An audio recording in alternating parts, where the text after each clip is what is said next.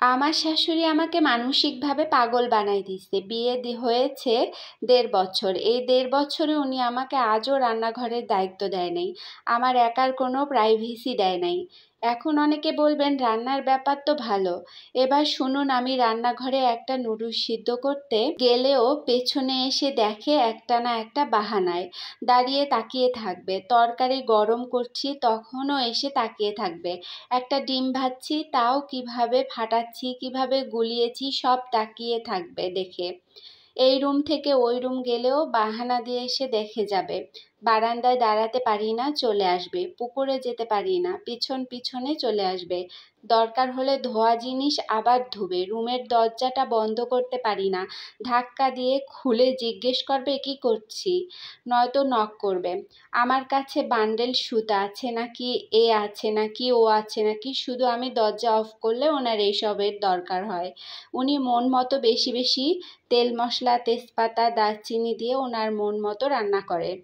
প্রথম প্রথম আমি অ্যাডজাস্ট করে নিয়েছিলাম। এখন প্রেগনেন্সি, এখন অনেক কিছুর গন্ধ নিতে পারি না। যাই হোক, একদিন মন মতো রেঁধে খেতে পারি না। একদিন সাহস করে বলেছি ডিম ভুনা করব।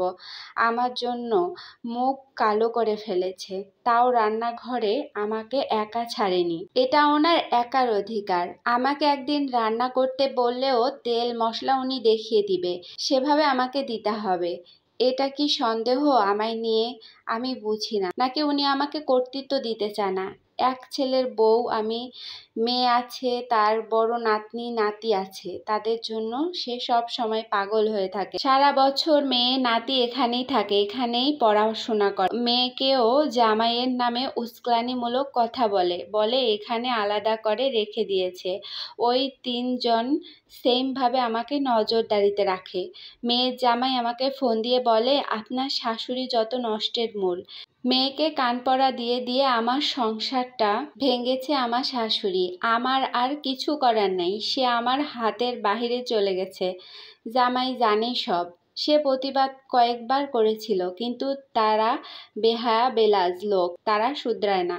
কিছু পরিবর্তন হয় না তাদের, বরং এখন তাকে বললে সে বিরক্ত হয়ে ওঠে। কোনো উত্তর নাই তার কাছে। আমি গ্র্যাজুয়েশন করছি, কিন্তু এখন পরিস্থিতি অনুকূল নেই, তাই জবে জয়েন করতে চেষ্টাও করতে পারছি না। দিন দিন এই ঘরে আমি মানসিকভাবে পাগল হয়ে যাচ্ছি। কান্না পায়। সেও চলে যাবে 2 দিন পর তার কর্মস্থলে। ডেলিভারি হওয়ার পর রিকভার হলে আমাকে তার কাছে নিবে, এর আগে না বলে দিয়েছে। আমাকে না নেওয়া অবধি এগুলো কিভাবে সহ্য করব? বাবার বাড়িতে গিয়ে থাকবো কদিন সেটা করা যায়, বেশি দিন থাকতে পারবো না। বাবা নেই আমার, মায়ের ইনকামে সংসার চলে। সেখানে গিয়েও আমার জমানো টাকা থেকে খরচ করে চলি। সেই তো আবার আসতেই হবে এখানে। বিয়ের পর কয়টা মেয়ের ভাগ্যে শ্বশুর শাশুড়ি ননদ নিজের সংসারটা ভালো পড়ে?